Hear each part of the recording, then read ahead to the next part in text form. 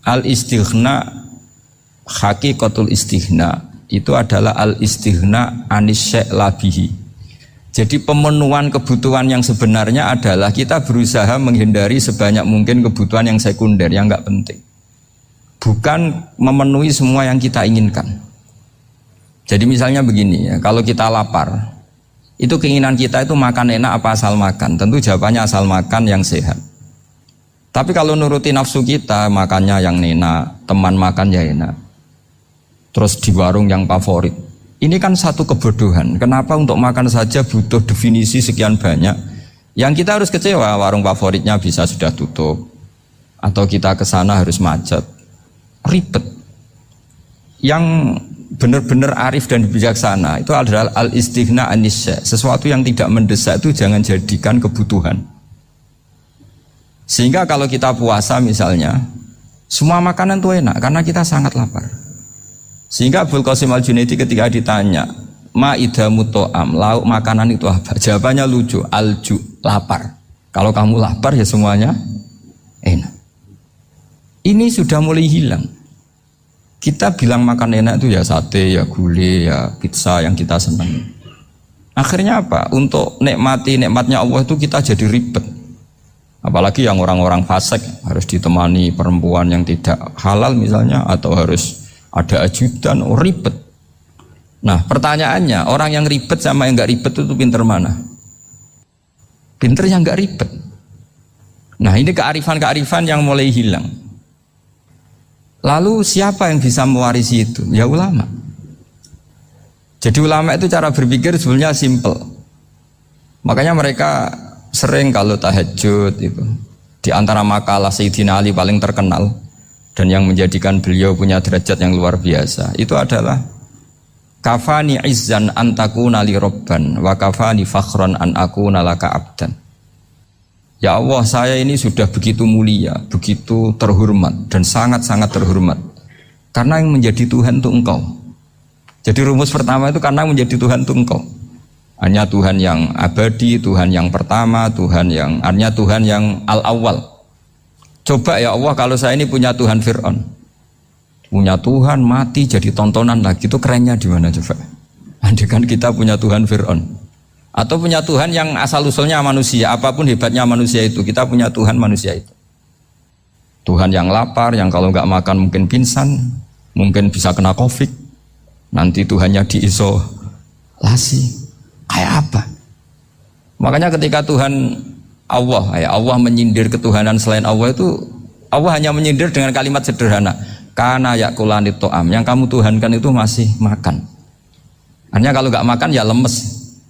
Jadi lama-lama ada orang gini, alhamdulillah tadi Tuhan mampir ke saya, kelihatannya lapar, setelah tak kasih makan sehat lagi. Susah nggak punya Tuhan yang seperti itu. Beda dengan Tuhan kita. Tuhan yang nggak butuh makan, nggak butuh minum, al-qayyum, zat yang berdiri sendiri tanpa butuh yang lain, al-awwal. Sebelum ada langit bumi sudah ada Tuhan kita yaitu Allah. Bandingkan dengan Tuhan-Tuhan yang dipertuhan yang lain, yang adanya setelah bumi, misalnya Fir'aun dan sebagainya. Sehingga Sayyidina Ali pertama jadi kebanggaan apa? Kafani izzan antakuna li robban. Saya ini keren betul karena punya Tuhan yaitu Engkau. Tuhan yang lahul asma'ul husna, Tuhan yang semuanya punya kebaikan, punya keabadian, punya keagungan. Terus wa kafani fakhron an akuna laka abdan, dan saya bangga sekali karena saya menjadi hambamu. Kalau saya jadi hambanya Pak Rektor ribet kan? Sudah tak hormati ternyata nanti tidak rektor. Ya kan ribet kan? Terus pokoknya ribet. Jadi budaknya manusia itu ribet.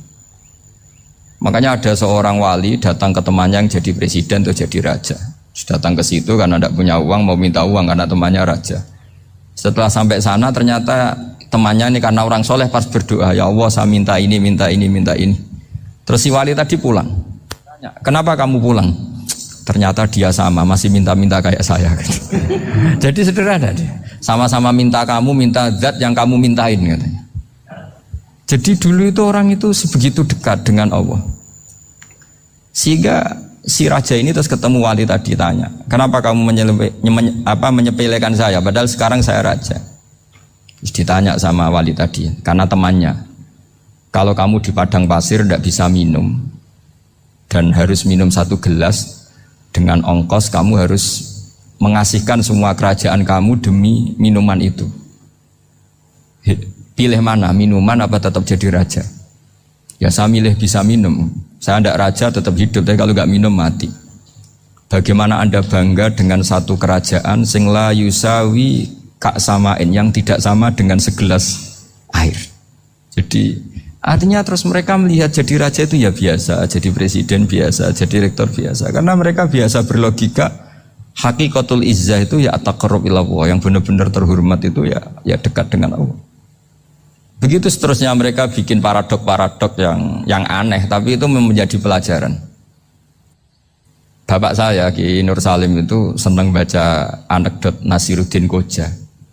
Itu kalau bikin orang-orang aneh, itu dia datang ke satu pesta pakai baju lusuh, pakai sarung lusuh atau celana lusuh, sama Sohibul Bait yang punya acara dibiarin. Setelah dibiarin dia pulang pakai jas, pakai dasi, pokoknya keren, dihormatin, pakai alpat, pokoknya dihormatin, silakan. Pas dia disuruh minum, minumannya itu disokkan saja ke sakunya. Jas, kamu harus minum yang banyak karena kamu yang dihormati, bukan saya.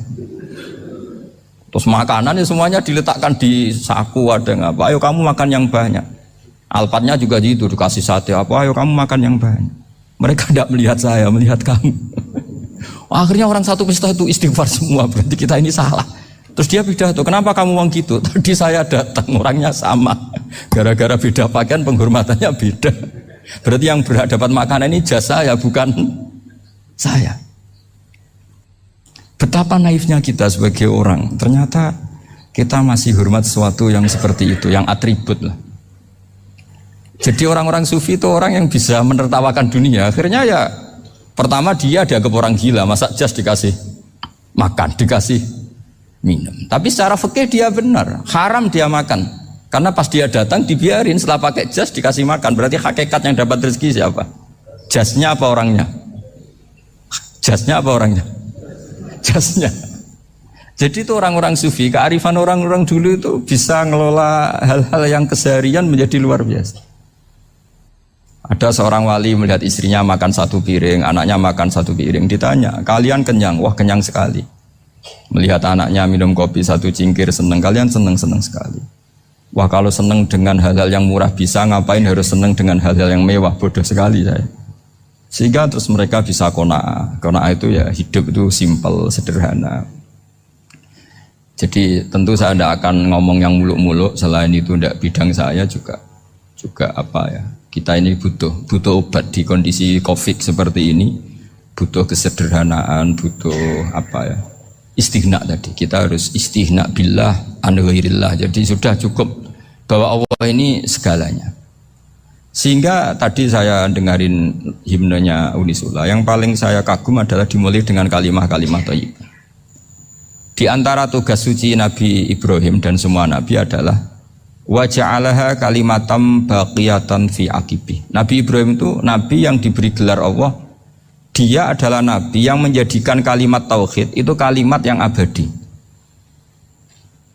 Fi akibih, di anak turunnya, di semua generasinya, baik anak turun karena gen maupun karena pembinaan, karena pendidikan. Ini penting sekali saya utarakan karena apa? Satu kehidupan itu sebenarnya digerakkan oleh kata-kata, oleh muto kalau orang bahasa modern. Sehingga banyak ulama mengatakan al-ibarat kutun li'ailatil mustami'in, bahwa redaksi atau moto atau pegangan hidup itu penggerak kehidupan. Sehingga sebetulnya manusia itu digerakkan oleh kalimah-kalimah itu, oleh moto-moto itu, oleh prinsip-prinsip hidup itu. Misalnya orang Palestina itu tiap hari ke pasar gitu. Mereka ke laut gitu. Ditanya, kenapa tidak takut tembak Israel? Jawabannya lucu. Kena tembak ya mati, nggak makan ya mati, nggak kerja ya mati. Ya sudah, sama-sama mati ya, mendingan aktivitas normal. Tapi saya tidak menyarankan itu untuk melawan Covid. Ini cerita saja. Kamu jangan provokator itu. Karena ini wilayah sensitif. Jadi banyak orang yang poligami, kalau ditanya alasannya gitu, istri satu ya cerewet, dua ya cerewet, mendingan 4 katanya. Ya banyak ya gitu. Tapi ada yang kebalikan, istri satu cerewet saja hampir jantungan, apalagi 4, tinggal matinya kan gitu. Itu semua yang menggerakkan itu kalimat. Kalimat itu satu pegangan. Banyak orang loh yang nggak ingin jadi rektor tuh banyak loh Pak Bejo. Jangan kira semua dosen ingin jadi rektor. Melihat rektor sibuk rapat, mempertahankan reputasi Unisula, terus sering pegang kepala. Ngapain repot-repot?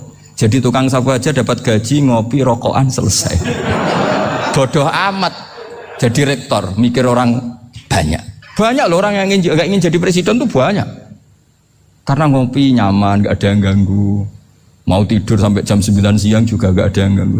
Sehingga mereka melihat pegawai negeri itu gak keren, orang kok diatur jam, disiplin.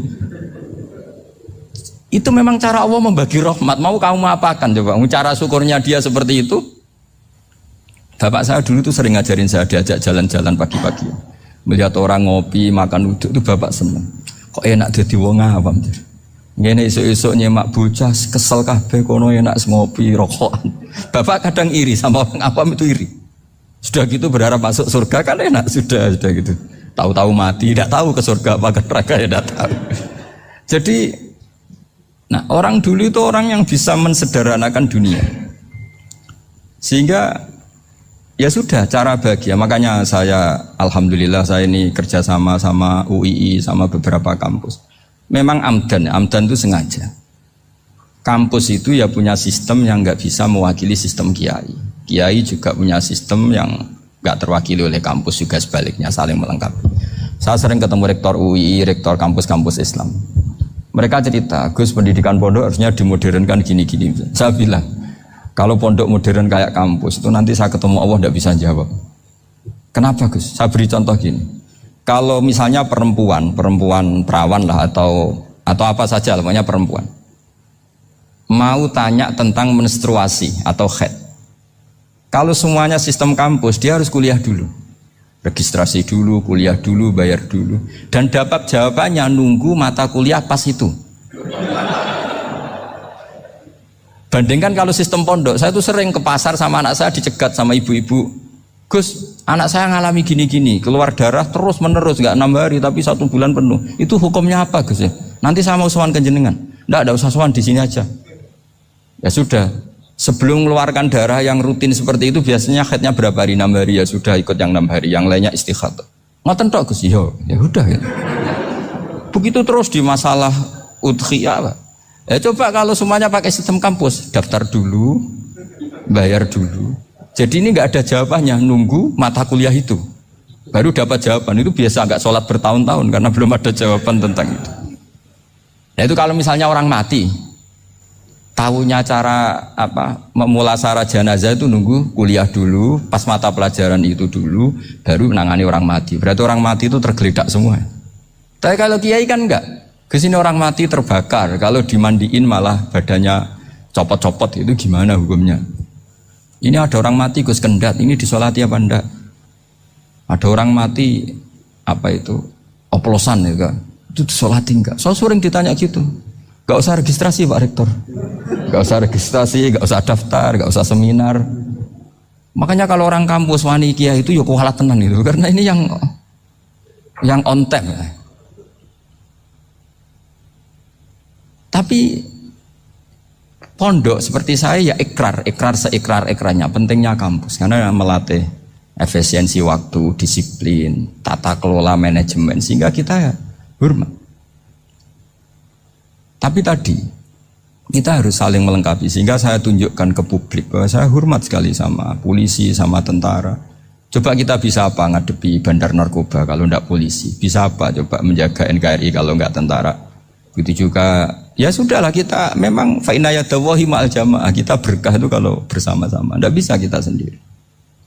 Nah lalu orang kayak saya itu ya beberapa kali sebetulnya saya itu ditawanin jadi dokter honoris causa apa. Kekhawatiran saya satu Pak Bejo, takut pas gak punya uang. Itu dokter gak ada duit kan gak pantas gitu. Jadi repot gitu, daripada beban lah sudah lah, gak usah dokter. Jadi kalau gak punya uang ya pantas, terus kalau ngebis ya pantas. Suatu saat kalau mati gak ada yang hadir ya pantas, gak dokter gitu. Kalau sudah dokter kok masuk neraka, kayaknya apalagi rektor kampus Islam kok masuk neraka itu kan kok kayak agak pas itu. Misalnya rektor Unisiola ditanya mungkar nakir, nggak bisa kan kayak gimana gitu. Makanya harus sering ngaji saya supaya nggak malu di depan mungkar nakir. Masa rektor ditanya mungkar nakir nggak bisa. Harus berani bentak. Ini saya rektor loh Pak mungkar nakir.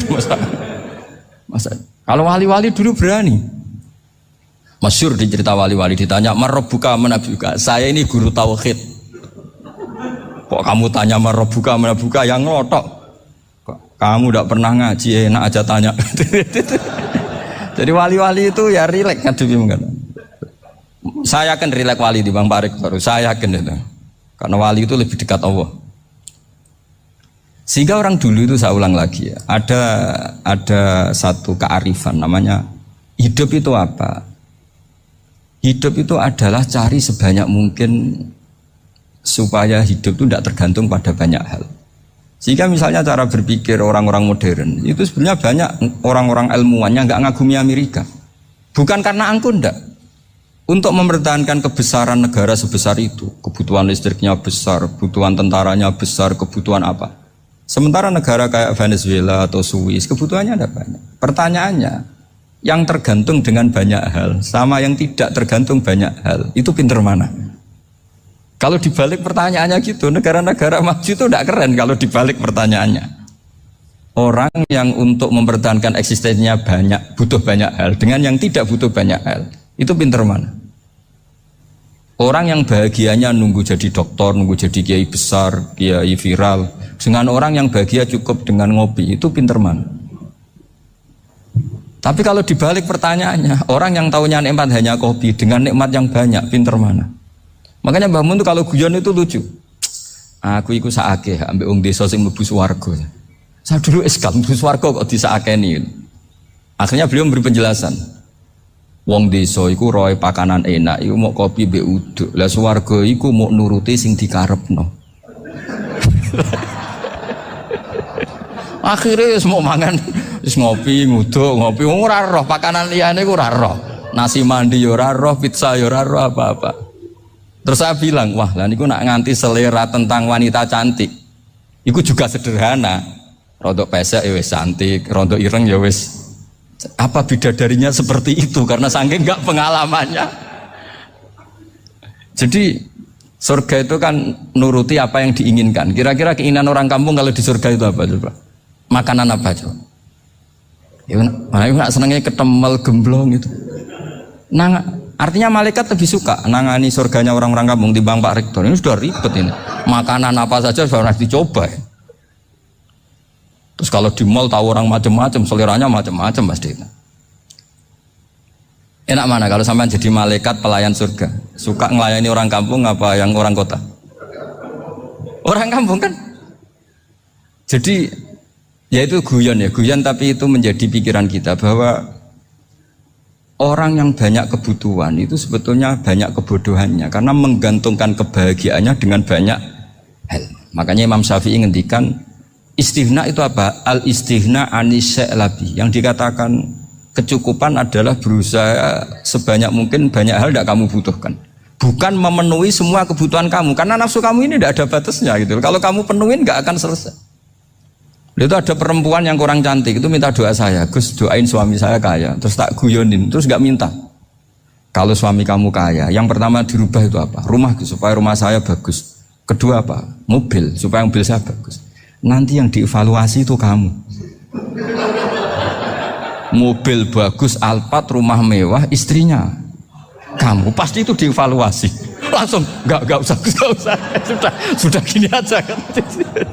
Jadi pertama yang dievaluasi itu kaya itu coba kalau suami kaya itu yang dievaluasi pertama rumah ya, rumah ganti. Setelah itu apa? Mobil. Kira-kira berikutnya akhirnya sudah nggak jadi. Nabi Ibrahim itu pernah minta umur panjang, keren umur panjang. Sama Allah nggak dijawab. Datang orang tua gitu mertamu ke Nabi Ibrahim. Terus disuguhi dikasih kurma. Apa itu? Kok kurma apa? Anggur yang sudah matang sekali. Sudah dimakan. Setelah dimakan meler keluar lagi, dimakan lagi meler lagi. Terus Nabi Ibrahim masuk lagi ke kamar. Ya Allah, doanya tak cancel. Nanti kalau saya tua kayak itu. Jadi Allah itu gak jawab langsung tapi ngirimkan itu. Akhirnya ya Allah gak jadi. Nanti takut itu. Saya pernah ngalami jadi kiai tadi, ada ibu-ibu ya gak pati cantik lah. Suaminya tuh miskin sekali. Minta doa saya supaya kaya. Bareng tak kasih pertimbangan itu udah gak usah gak jadi. Jadi itu kearifan. Tapi kearifan ini harus kita tanamkan. Saya nggak bisa membayangkan Indonesia yang besar ini, andai kan tidak ada qanaah, nerimo ing pantum. Coba sekarang ada Covid. Andai kan Indonesia itu kayak Perancis. Saya beberapa kali punya tamu orang yang hidup lama di Perancis, bahkan dapat istri orang Perancis. Itu dulu nggak begitu mencintai Indonesia. Tapi setelah di Perancis 2 tahun, wah Indonesia hebat. Di Perancis itu kata dia kalau cerita, semua kebutuhan masyarakat itu dibebankan ke negara. Apa saja minta negara, apa saja nyoal negara. Sementara Indonesia, coba kalau Indonesia mengalami seperti ini kok tidak ada qanaah rimo ing pantum, bisa kios Indonesia. Orang miskin nyalahkan negara, kelaparan nyalahkan negara, apa saja. Tapi barokahnya dididik kiai jogeman nyalahno wong liya. Urip pun romo ing pandum, diame. Sampai gak ngerti kalau Covid. Banyak tuh orang-orang kampung itu, orang lugu-lugu itu. Mbah niki saking Covid, salam ning Covid, muga-muga umure panjang. Dikira Covid itu nama orang yang ahli sosial itu. Mbah niki dana saking Covid. Matur nuwun sampekno salamku, muga-muga umur panjang. Bingung kan yang nganterin ini. Ini gimana yang mau menjelaskan? Memang nggak paham. Ribet kan.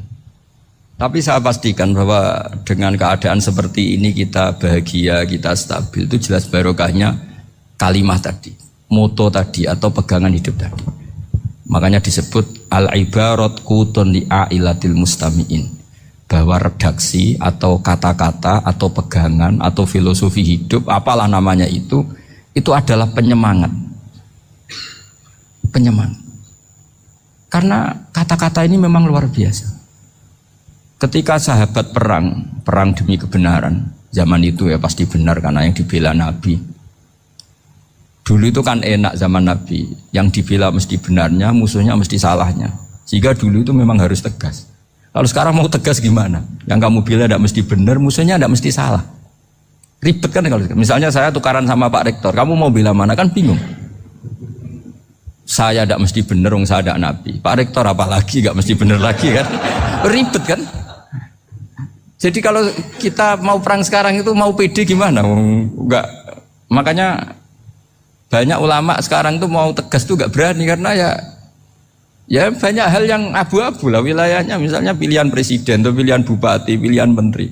Kamu mati-matian bela itu, yang kamu bela tidak mesti benar, musuh kamu tidak mesti salah.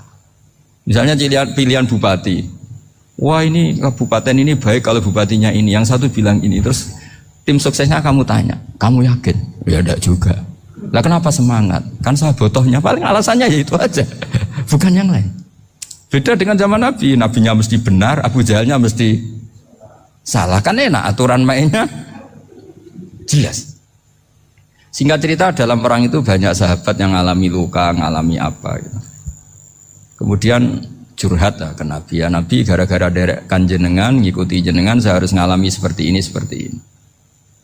Ngiranya orang itu diapresiasi sama Allah keluarnya. Ternyata sama Allah gak diapresiasi.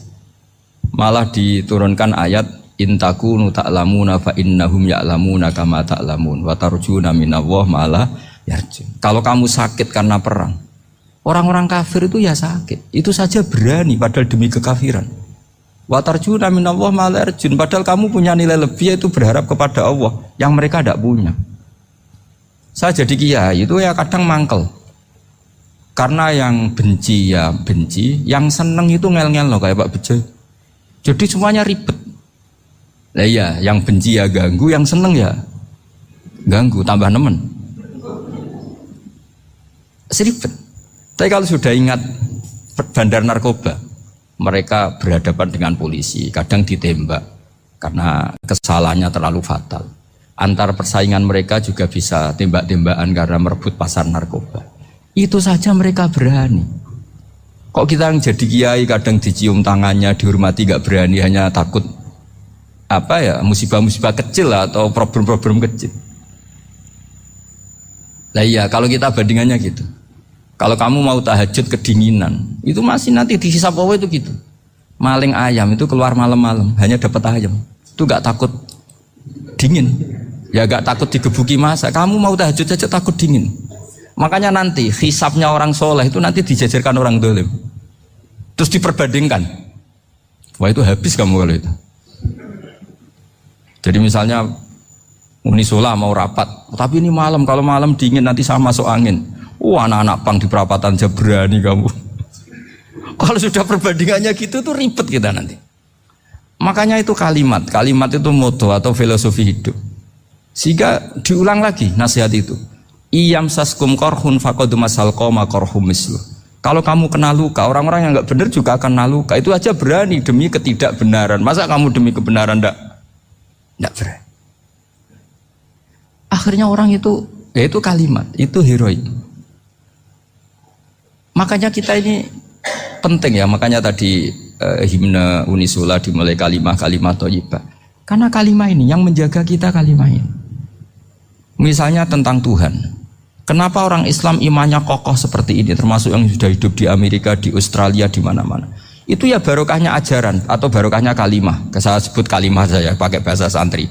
Karena la ilaha illallah itu dalam tradisi santri disebut kalimatu haqqin alaiha nahya wa alaiha namut wa alaiha nub'ats. Ada yang riwayat wa biha nub'ats insyaallah taala minal aminin. Kenapa mereka di mana-mana meskipun sekolah di Amerika, di Australia, bahkan di Uni Soviet tetap mukmin? Itu barokahnya ajaran yang benar. Allah itu siapa? Tuhan. Tuhan itu sifat dasarnya apa? Awal. Dia harus wujud awal sebelum makhluk yang lain. Sehingga ketika ada negara yang maju, yang tertib, manajemennya tertib, masyarakatnya makmur, tapi punya Tuhan yang tidak seperti itu, tidak awal, itu sudah gak nyaman. Karena ndaklah keren Tuhan saya, karena Tuhan saya itu al-awwal, zat yang pertama. Tuhan saya keren lah, zat yang gak mati. Tuhan yang gak mati, yang gak pernah mengalami kematian. Sehingga tontonan atau yang dilihat kenikmatan-kenikmatan yang lain ini tidak mengubah dia pendirian tentang Tuhan. Karena mantapnya satu kalimat tadi bahwa Tuhan itu ya harus satu, harus awal, harus tidak mati, tidak rusak, tidak mengalami apa-apa yang membahayakan. Sehingga ketika ditawarin Tuhan yang lain meskipun menjanjikan secara finansial atau kemakmuran, mereka gak tertarik. Itu coba, itu barokahnya makmur apa barokahnya ajaran?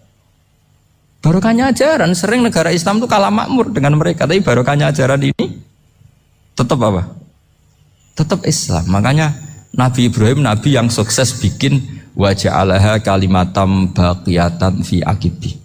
Sehingga kita ini bekti sama orang tua misalnya, itu ya karena ajaran. Suwargamu itu karek wong tuamu. Nak wong tuamu ridho, Allah ridho. Nak ora ridho, Allah ora ridho. Ridho wa fi ridhol walidain wa sakhatu wa sukhtu wa fi sakhatil. Sehingga ketika ada orang tua yang agak brengsek gitu, anak-anak tetap hormat. Punya orang tua yang miskin, yang sudah miskin, tukang tombok nomor, banyak kan di kampung gitu. Ya tetap hormat. Coba kalau dari awal kita ngajari orang tua kamu hormati, ya kalau baik, kalau tidak usah. Bisa geger Indonesia. Tapi barokahnya ajaran-ajaran itu Indonesia tertib karena ada ajaran. Nah ini di sini pesantren dan Unisula semua harus berkontribusi membuat ajaran yang benar itu adalah ciri utama Islam. Sehingga Islam ini dimulai dengan ajaran kalimatu haqqin alaiha nahya wa alaiha namut. Sehingga kita tenang seperti ini. Saya ini termasuk kiai yang tenang. Meskipun kata orang banyak saya ini kiai besar, tapi termasuk kiai yang paling tenang. Termasuk yang paling tenang. Karena saya ini pakai mazhab orang-orang hebat. Saya berkali-kali cerita, orang kayak Imam Syafi'i itu orang yang luar biasa. Saya berkali-kali cerita, orang yang tadi nyium tangan kamu ya Imam Syafi'i, di belakang tuh ngerasani kamu, menghujat kamu. Jawabannya enak saja. Berarti saya alhamdulillah orang yang wibawa. Buktinya di depan saya nggak berani. Jadi enteng saja. Diceritain sebagian kampung, sebagian separuh dari warga kamu itu nggak suka kamu. Ya bagus lah nggak suka saya, nggak akan utang duit saya. Di mana-mana orang utang tuh karena teman dekat. Kalau nggak seneng pasti minimal nggak utang, nggak pinjem mobil, nggak pinjem apa. Berkah mana yang seneng sama yang gede? Jadi dianggap enteng saja. Semua yang dialamin dianggap enteng saja. Misalnya punya istri pemarah, ya baguslah marahin suami. Kalau marahin tonggo malah ribet. Jadi kamu harus terima kasih kalau dimarahin istri. Baguslah marahin saya mah, kalau marahin tonggo ribet. Jadi enteng saja. Tapi kita sekarang itu karena nafsu ya, sehingga menghadapi hidup ini ribet. Ulama dulu kalau mau mati itu senengnya bukan main. Sudah lama saya ini ingin gak maksiat. Kayaknya gak maksiat paling efektif itu mati. Ya tidak apa-apa Gusti, kalau sebaiknya mati ya mati aja. Enteng saja. Jadi melihat kematian itu akhir dari segala keburukan atau potensi keburukan. Apapun baik kita sekarang, suatu saat mungkin kita gak baik. Yang bisa menghentikan ketidakbaikan atau potensi ketidakbaikan itu apa coba? Mati kan?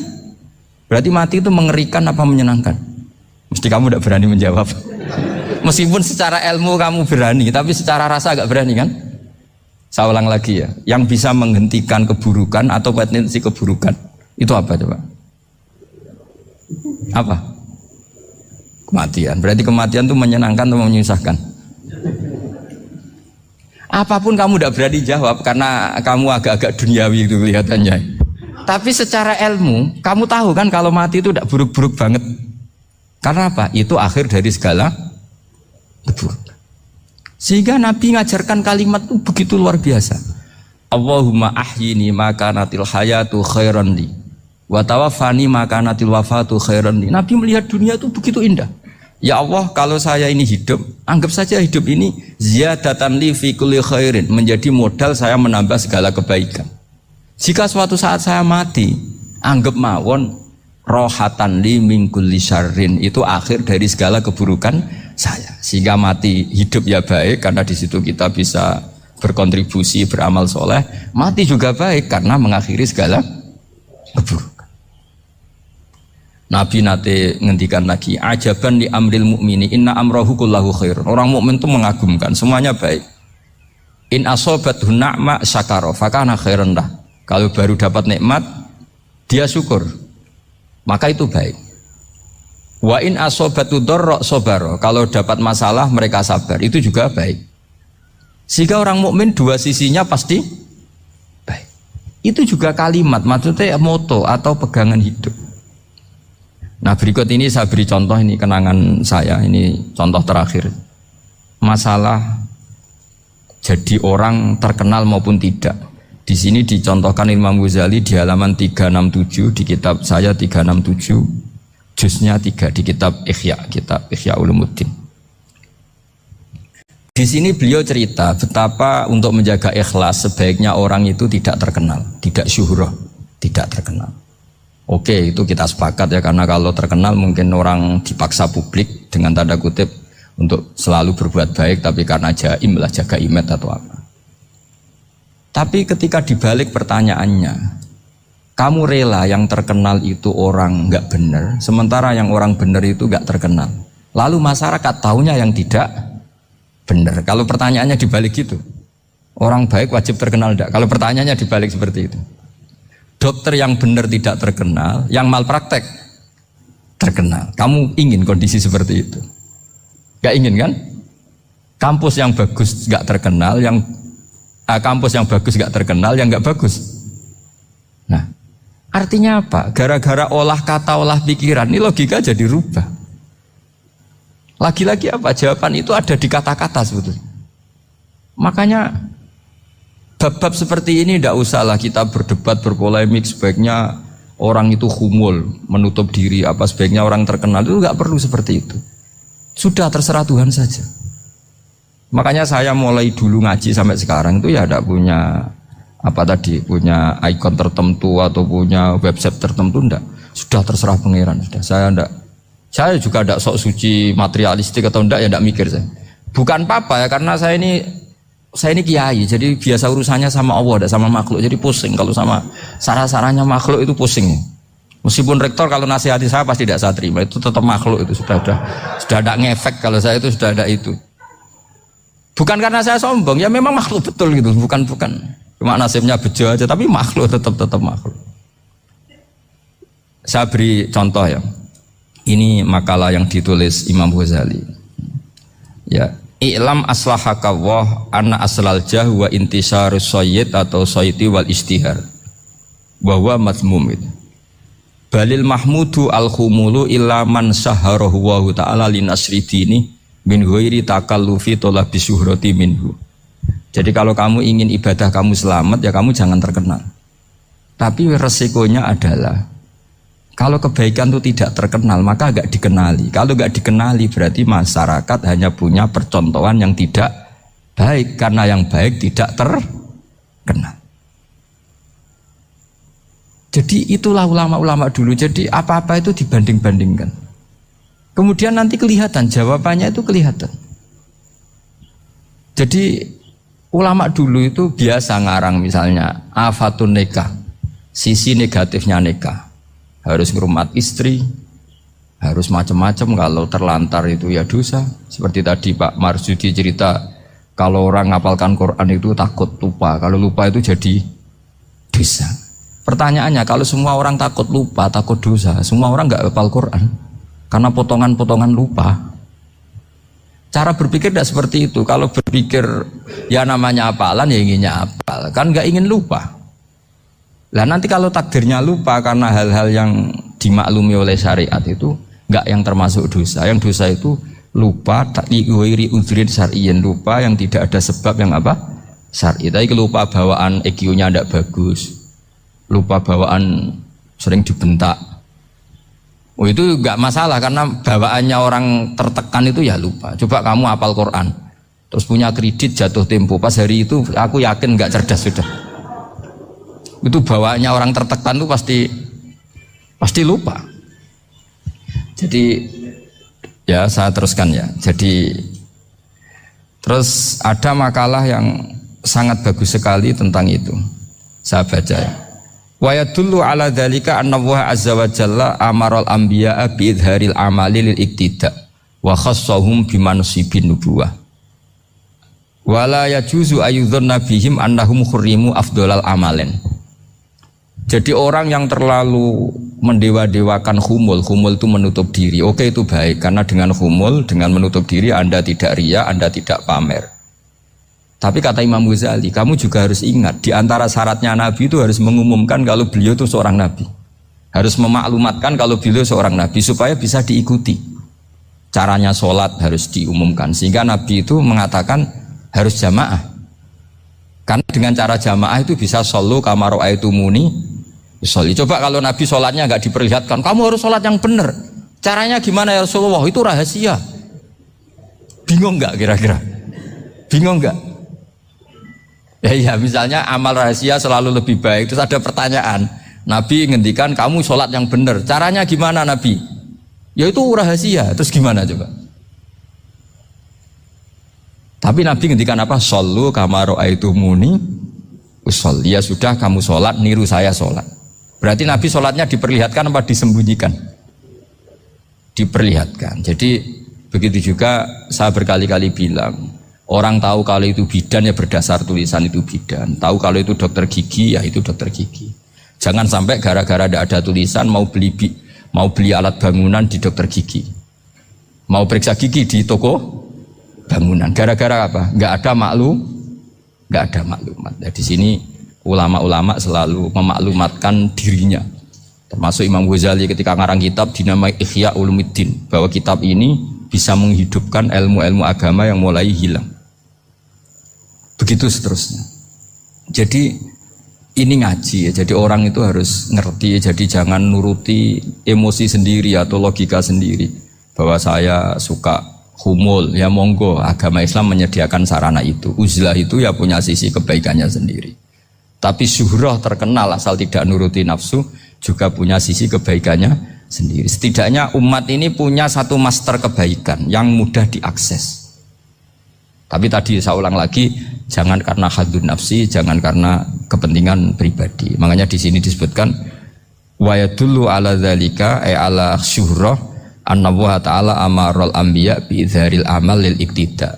Allah selalu memerintahkan para nabi kalau ngamal kebaikan ya harus dimunculkan supaya bisa ditiru. Yaitu tadi kita tidak bisa bayangkan kan kalau misalnya nabi menyuruh kamu harus sholat yang benar, kemudian sholatnya nabi sembunyi. Lalu ditanya, Nabi saya niru siapa? Wah itu rahasia, kamu nggak boleh lihat sholat saya saat takut tidak ikhlas. Ribet kan? Sehingga jamaah itu statusnya tetap harus. Nah bedanya harus ini ulama berpendapat harus yang apa? Fardu kifayah. Tapi fardu itu maknanya harus. Tapi bukan berarti kalau nggak jamaah sholatnya nggak sah, nggak. Tapi statusnya jamaah tetap apa? Harus. Nah barokahnya harus ini orang yang baru sholat, sholatnya langsung benar karena ada yang diikutin. Coba kalau mantan dukun baru sholat terus sholat sendiri, itu mesti mirip mantra itu. Karena dia tidak ada master percontohannya. Tapi barokahnya ada master, orang paling bodoh pun kalau sholat ya benar, karena standar ada komandonya, ada imamnya. Sehingga Imam Ahmad malah berpikir keras, syarat sahnya sholat itu harus jamaah. Cara pikirannya Imam Ahmad keras sekali beliau.